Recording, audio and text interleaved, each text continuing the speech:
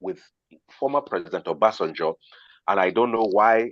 I guess the president was established, and so subsequent presidents, except I think Goodluck Jonathan, have chosen to be the oil minister, and I stand to be corrected. I think it's a sense You of, hey, had I want to be in charge of. Desiani. Yeah, he made Desiani. He didn't. He was not the minister himself. He appointed a minister. But I think this has been because many times they look at it, this is Nigeria's number one source of revenue, and I want to be in charge. But really, as long as you're the president, you're in charge of all the sources of revenue and everything. And I just feel it's one of those protectionist approaches that actually indicates insecurity. If you don't have people out of the 220 million Nigerians who you can appoint in charge of that, then you are not a good identifier of talent and competence. So he's just saying, look, at this point, um, the whole thing about the NNPC giving us promises each year about how uh, refineries will be repaired and then those things tend to roll over. Meanwhile, billions and billions are assigned to them. Let's get to the bottom of it. What is really happening to the money? How is it being distributed? And why is it not yielding results? I would actually support that call. There should be a full-throated and thorough audit of NNPCs before it was a public entity and since it has become a public entity. Let's know, how is that money actually flowing around? So I doubt that anybody is ever going to listen to Sanusi anyway. I agree. These appeals have been made in the past and nothing happened. I mean, I don't understand anywhere in the world where you have a company that runs and delivers zero profit and runs so for decades. I mean, I have friends who work in the refinery. They do nothing. That's do nothing. That's the work they do. Do nothing. So, and they get promotion, they get paid, they get increment, they get everything. So do you need anybody to beg such organization to audit itself? I'm not talking about external audit. Within itself, it should ask itself question. People who are working there, who call themselves Nigerian, should honestly ask themselves questions. So it doesn't even require anybody begging that. And the word there is proper, because we've heard that audits have been done, but what did they reveal? That's a fine point to get us to the Nation newspaper, which is before you, Joe, this morning. And it's the Nation newspaper with a headline bordering on human rights between a dog and a man, even though he's committed a crime against society and he's paying his dues, who should get better attention. But let's get to the headline. The Nigeria Correctional Service begs the National Assembly to approve more money for feeding of inmates, as according to what we see from a bit of the story. They're fed on 750 naira per day, while dogs are fed as much as 800 naira per day. So take it away from here, Joe. And this report is really disheartening, not because of the content and that the fact that inmates are being underfed with just 750 naira per inmate per day. So that 250 naira, I don't know what you're going to cook with that money, unless the correctional services is getting food stores free from somewhere and using it. Because if you're buying it from the market, I don't know how you're going to use to cook what. Now, but the point is that what is scandalous for me is that National Assembly members are surprised. And they are even voicing their concern that this is happening when the budget is actually appropriated and made into law by them. And these are areas you would think that our lawmakers will be proactive. They'll on their own go to find out what are we doing to our inmates, what are we doing to prison, and God has it. Sometimes some of them end up there. But of course, when they get there, they buy all the favors and so on, so they don't care. But the truth simply is that anybody could be there any day. I mean, it could be anybody. Yes. And it's just mind-boggling that it is the National Assembly members who feel embarrassed and they are blaming the Correctional Services and Interior Ministry for the low amount of money. What are they supposed to do? These people are coming cap in hand, begging you to give them more allowance money to do the work they're supposed to do, and you, who is supposed to appropriate, you're there pontificating. You're saying that it is, you can't understand. Who is supposed to, who allocates the budget? For goodness sake, that's the question here. Who is the one allocating the budget? It's the same senators.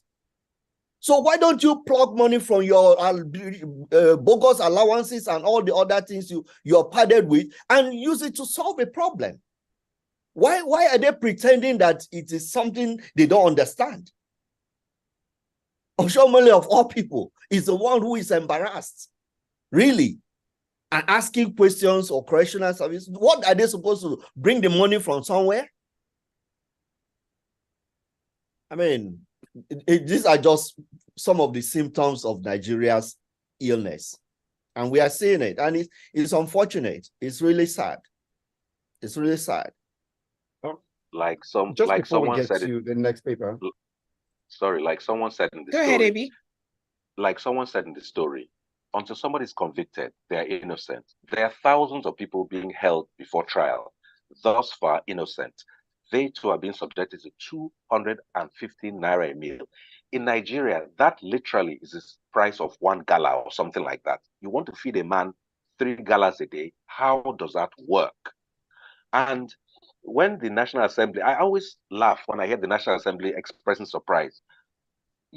But you can understand when you are closeted behind the doors of a bulletproof jeep and AC is blowing you, you will not understand what is happening outside your environment. So all these are, in my view, just drama on the floor of the National Assembly.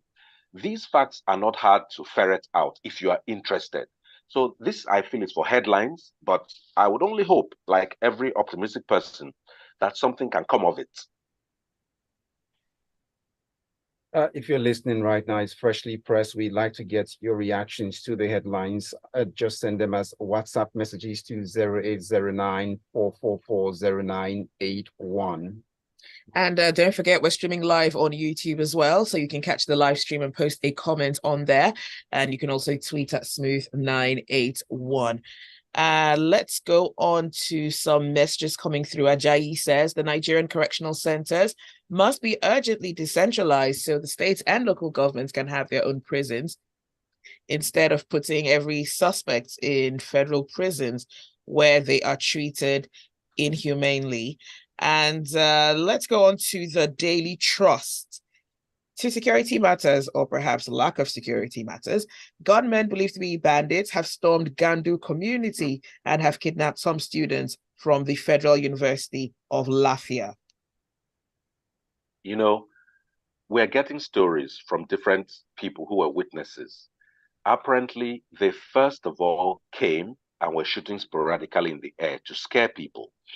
And there were some security operatives who were in the area. And so they actually ran away. So kudos to the security officers in that first instance. However, it is said that after hiding in the bush for several hours, I don't know why the security operatives didn't go further to actually try and apprehend, or in my humble opinion, kill them. There is no value in a terrorist in Nigeria. My humble opinion is they should be killed on sight. Yes, I know law, you should try them. That's my opinion. So, unfortunately, after these hours, they came back again and stormed a certain hotel and a housing estate at about 2 a.m. and kidnapped about 5 students. It's fair to say the students who they got were all off campus, but let's remove the word students.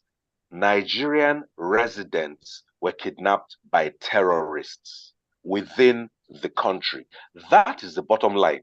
Whether they were students, workers, I don't know. Whatever they are, doesn't matter what category. They were kidnapped. So I want to use the kudos that I gave to the security agents in the first place to encourage them to go after these criminals. Be tactical, be careful, find ways to separate the criminals from the hostages and rescue those hostages, because it's neither here nor there that they are students. I mean, that's very important to them and to their parents and to the rest of us. But they are Nigerian residents. That alone should guarantee them freedom and security. When we're having these kind of things happening within the center of the country, not at the fringes, then you have to ask, how is this going on? You're telling me that gunmen are moving around with guns, shooting sporadically. I say this sometimes on a lighter note. If I'm to pick up one of my old laptops here and travel less than 1 kilometer, I will likely meet a police checkpoint where I'll be asked to bring up the ghost of my receipt past for that laptop. They seem to be so uh, able to harass. But how are people moving around with guns and able to shoot sporadically and move back and forth and not be apprehended? These are some of the questions that I pose for our security services, because until we get to the bottom of these answers, these things will continue to happen. And like it has been said, any one of us is at risk. It doesn't matter where you live. It does not matter what you do, whether you think you're traveling. These people were in their houses and they were adopted. Hello? So, look, it's not about dumping on our security forces, but they must and can do better. I have ultimate confidence in our security forces if they are properly backed up. And that goes back to the National Assembly. While appropriating all sorts of billions for themselves, and as the published budget shows, for the house and office of the chief of staff, they should also appropriate monies for the security personnel. They put themselves in the line of fire for the rest of us, and you must respect their work. But without the necessary support, is there a forensic lab in Nigeria? Are there aerial drones that are surveying areas where crimes have been done? We have the means to do it. What we seem to lack is the will. While AB calls for a proper backup for the men who put their line, it's just simple now to go over to Joe to help us stitch this last story together with this one coming from the Punch newspaper, where it seems we're drifting to a solution.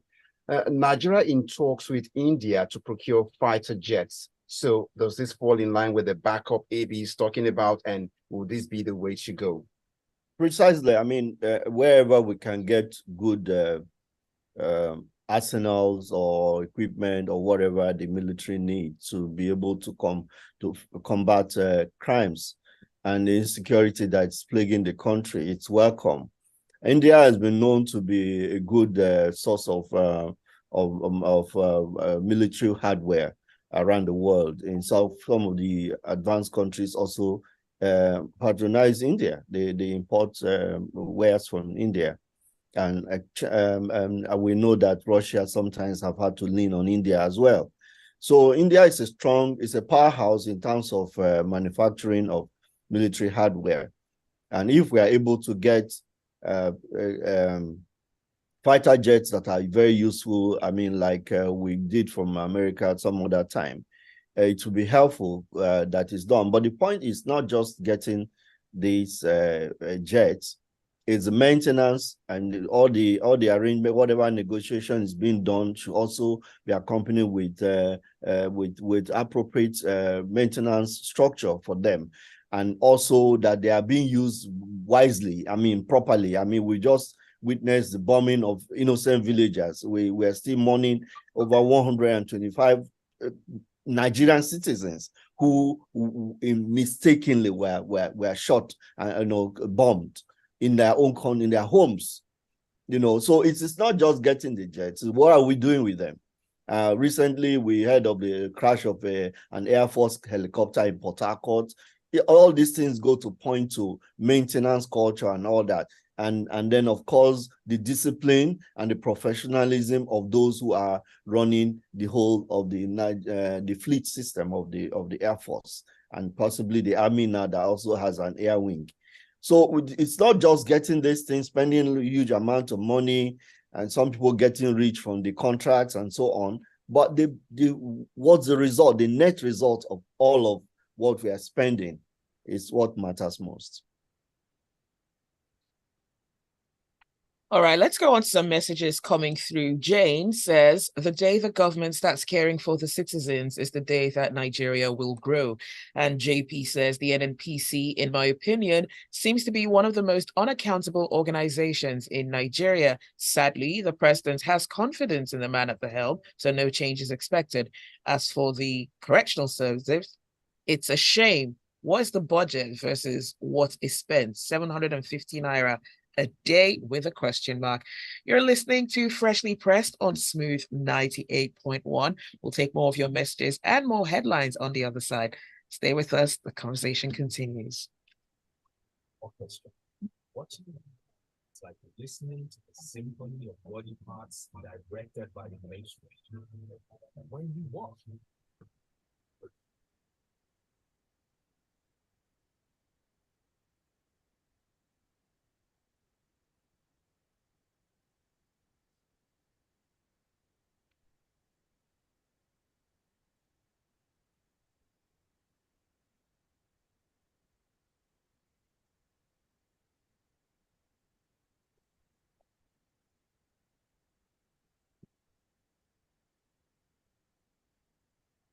Yeah, Bass, you can bring us in.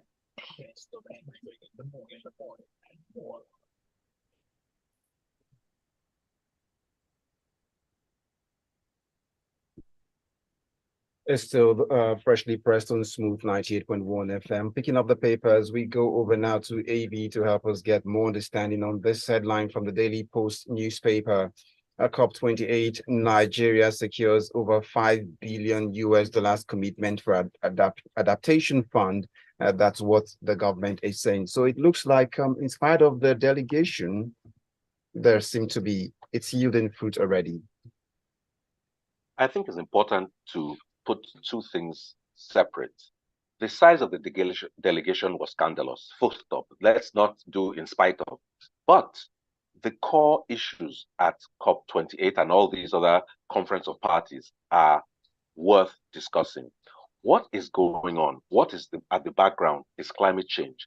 What are the effects of climate change? We're getting longer rainy seasons, more water. We're getting correspondingly drought in other parts of the country. We're seeing all sorts of ecological disasters going on. And it's not just in Nigeria, it's all over the world. So countries under the United Nations banner coming together to discuss what must be done to prevent even worse consequences. So we're hearing a report that at least two things have been achieved. There's an adaptation fund where we're trying to make countries adjust how they go about business to try and reduce the effect on the climate. I would say that countries like Nigeria, which are not highly industrialized, are really not the main causes of climate change. But the goal is to prevent us from following the path that other countries have followed and thereby create worse conditions ultimately. So we're getting some funds to help us adapt our systems, our built environment, and so on to more renewable methods and systems. Then also the Green Climate Fund is where you are able to get funds for some of these activities. And additionally, we have a further 560 million for loss and damage. We know what happened 2 years ago when floods happened. That kind of fund ordinarily should find its way into helping compensate people whose homes and farmlands were destroyed, roads that were destroyed. I can talk about the East-West Highway, where portions were destroyed, impassable. Then the NDDC did some temporary work last 2 years. Until today, not a single person has even come to look at the road and see what can be done to improve it. So we have the means. What I lack an understanding of is whether we have the will or the managerial talent to take those funds and apply them honestly and decently to these climate-induced disasters. One other good thing is a memorandum of understanding to produce solar panels in Nigeria. I've had experiences where people are very willing to come and work and produce in Nigeria, and they ask a simple question. Of course, I can come and do it, as long as you have good roads, reliable power, and water. And when I look at my colleagues from Nigeria, we shake our heads. So that thing called the enabling environment has to be provided. I had the fortune of going to India once. I can tell you, I grew up in Ahmadu Bello University campus in Zaria.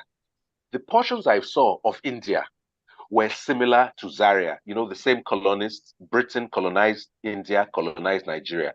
When I've seen videos of German production facilities, I just tell myself, no hope. But when I saw how they do production in India, I said, if Nigeria follows this model, we too can be industrialized. All it is aligning with standards and making sure you do things according to the book.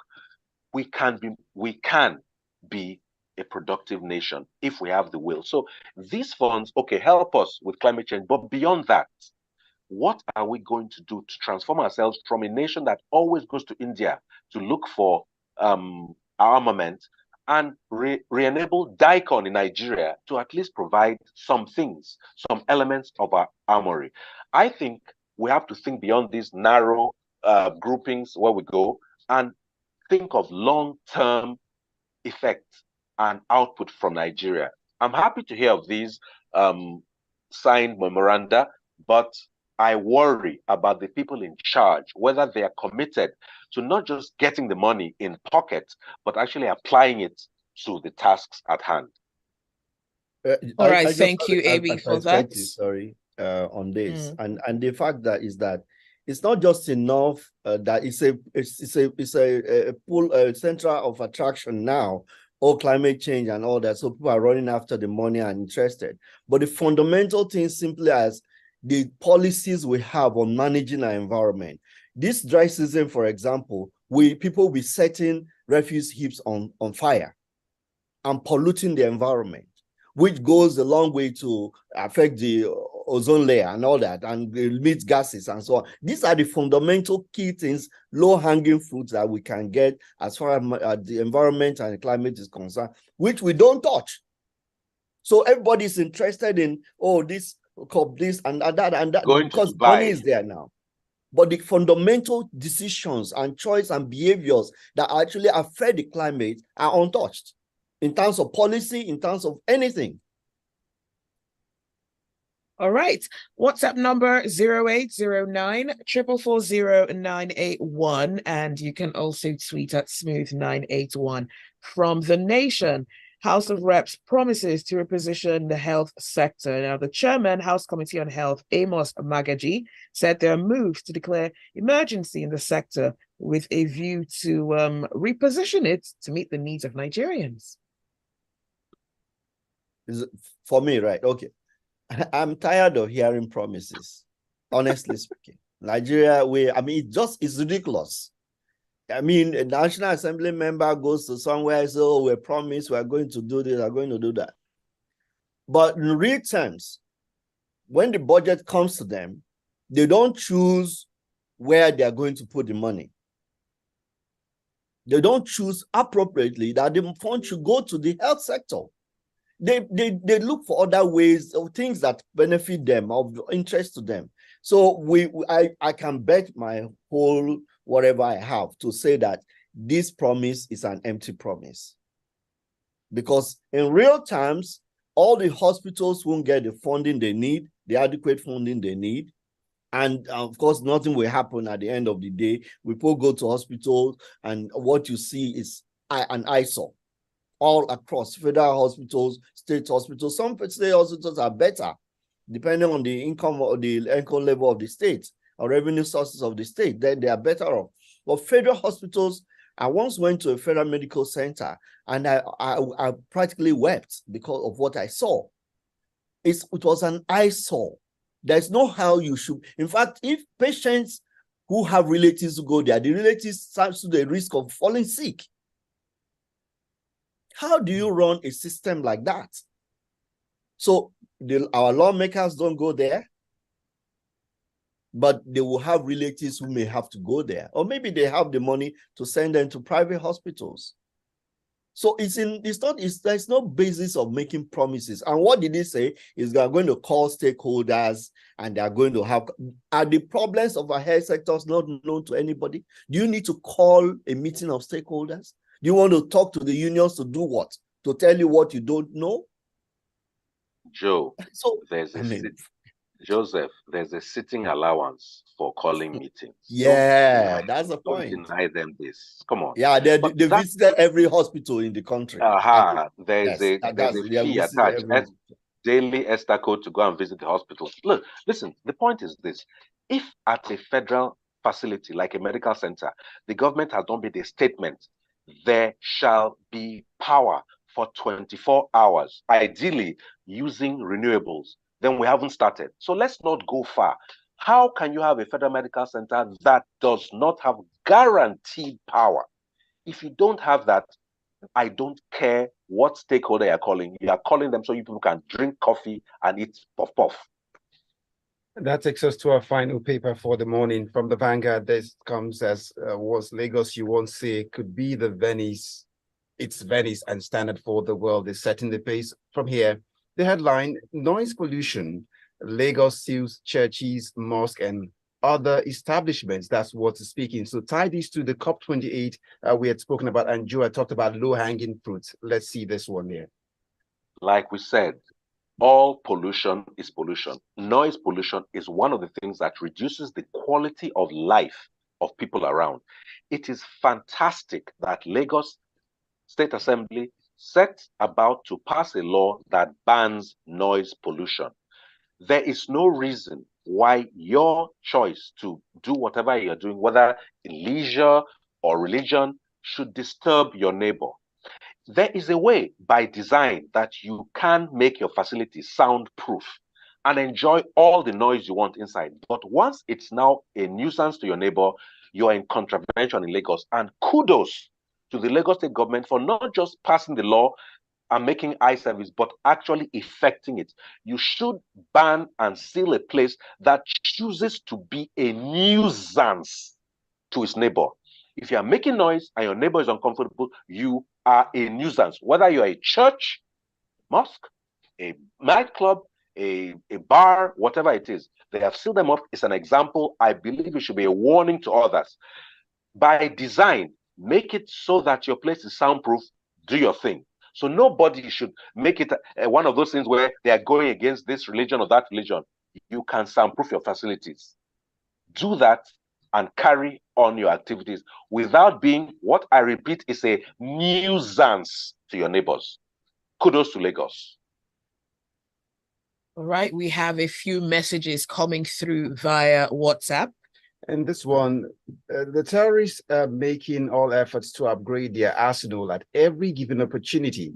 The bulletproof cars will not protect officials from mines or rocket launchers. The terrorist breakfast will go round and portion will be served happily. That's what DG leaves us this morning. Then Idibo Puza from Surulere, please, the President, we are hungry and angry. Restore happy hope by opening up the borders. That's what to allow food to come in. We are not producing enough to feed us. That's an appeal from a citizen this morning. Well, that's all the time for Freshly Pressed. Thank you for listening. Thanks for sending in your messages. And special thanks, of course, to our analysts for joining us, AB and Joseph. Thank you so much. Zibby, nice to hear you again. The Same. president has resumed. Yeah.